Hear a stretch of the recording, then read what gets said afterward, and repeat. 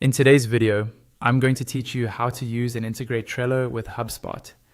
If you're managing sales or projects across both tools, connecting them can save time, reduce copy-paste, and keep everyone aligned.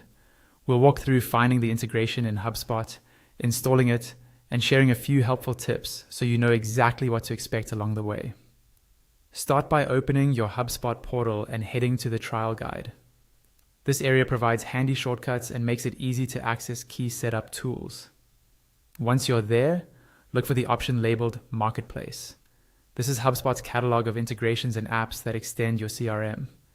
Click into the Marketplace, then choose the HubSpot Marketplace option to open the full directory. You'll see a search bar at the top. In that search field, type Trello. Give it a moment to load results.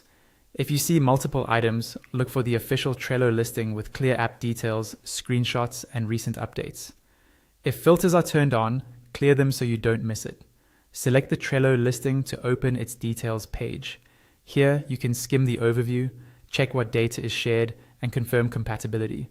It's a good idea to note any required permissions, so there are no surprises during installation. If you work in a managed environment, make sure you have the right HubSpot permissions to install apps or coordinate with an admin. When you're ready, click Install. HubSpot may ask you to confirm the account you're installing to. Choose the correct portal and proceed. You might then be prompted to sign into Trello and authorize the connection. If you're already logged in, you'll just review and allow the requested access. This permission step lets HubSpot create or sync Trello cards where applicable. Once installation completes, you'll typically see a confirmation and the app will appear in your connected apps within HubSpot. The integration doesn't change your existing data by itself.